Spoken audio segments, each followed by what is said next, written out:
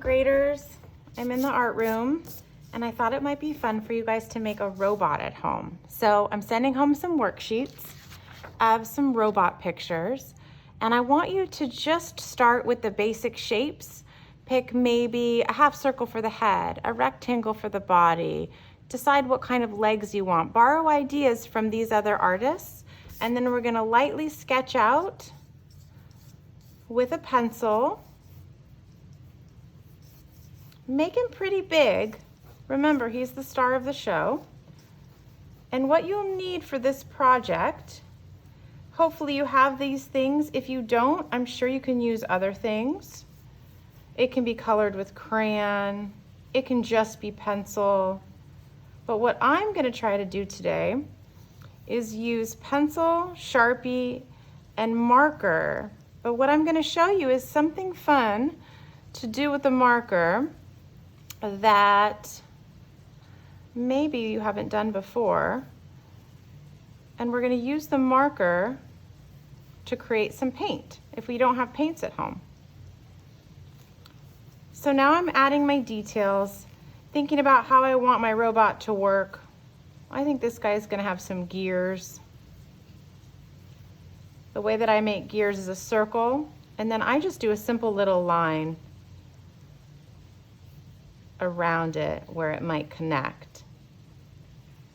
You are the inventor. You can make this guy however you want. I feel like he needs ears. I want these arms to look like they're round, like they're tubes. So I'm gonna use a curved line. See how that helps it make it look round? These I want them to stay flat. So I might give him some knee brackets and then add a little side piece so he looks a little three-dimensional. You can do that here. Keep the neck down if you want to. He can also just stay flat. Then we're gonna use a Sharpie. Trace over these lines. Slow, smooth, and careful. You can change as you go too. You might decide you want these eyes a little bit different, or you might decide you want the nose colored in. You can make those changes, but remember, you can't erase the Sharpie.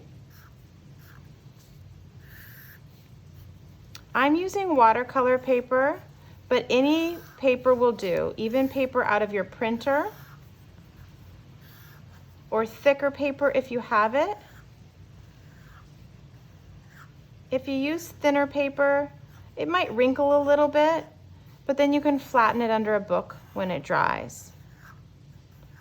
Remember, the projects I send home, you don't have to do them exactly as I do them. They can be simpler, you can change it, just to give you an idea and a starting point. And I can't wait to see what you come up with. Okay, so I'm gonna use one of our big white erasers to erase the extra pencil marks, but you can use a small eraser on the back of a pencil if that's what you have. I'm going quickly because I want you to be able to get to work and not have to watch forever, but you're gonna take your time, and you might even do this in a few steps. You might take a snack break. You might take a walk around the block, then come back. Okay, this is my favorite part. I want you to either use warm colors or cool colors. So for this guy, I used warm colors. So now I'm gonna try cool colors. Now the reason we keep our warm and cool separate is because they often make mud together. The cool colors, you have to be careful. These two, remember on the color wheel, they can get muddy. So keep these guys next to each other and the blue with the purple. So knowing that, I'm gonna start with my purple. And last time I made this glow, but this time I might try something different. I think I want it to be a little bit lighter. So I'm gonna start with the purple going around this way.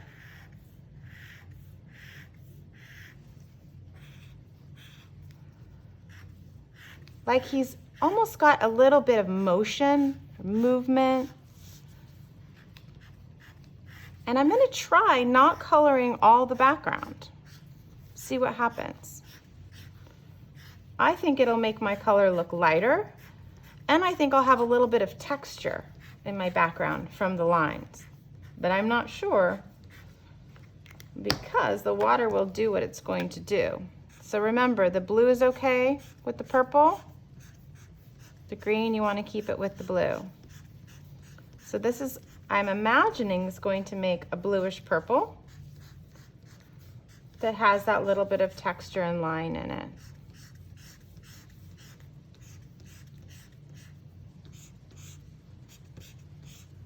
I'm going to continue the blue out here, and then add a little bit of green to my blue. I'm thinking that's going to make turquoise. What do you guys think? Let's try it. So, see how it sort of melts the marker and gives you paint, almost like a watercolor crayon. So Sharpies wouldn't do this. The Sharpie, watch the Sharpie, it's gonna stay there. It's waterproof. It's not water soluble, but these markers are. I think that's pretty fun. I think I like the lines. I wonder if you guys could do swirls or zigzags in the background. I'm not using too much water. I don't want puddles to start running all over the place, so I'm scraping my brush, and it's really just a wet brush. It's not even the water, it's just the wet brush, especially when I'm going around my robot, because I'm trying to keep him clean. I think when this dries, I could use a black marker to make him gray. I could use another color to color him in. But if I try to paint the robot and the background at the same time, they might blend together. So I'm almost done. I'm gonna let this dry, and then I'll show you my other robot where I use the pencil to, see if you guys can see this, to shade. So I took my pencil and I pressed harder on one side, lighter on the other side, to make him look a little bit 3D. You can also just color him in with a pencil. I like the pencil, it feels gray, like a silver metallic robot. Okay guys, I hope you have fun.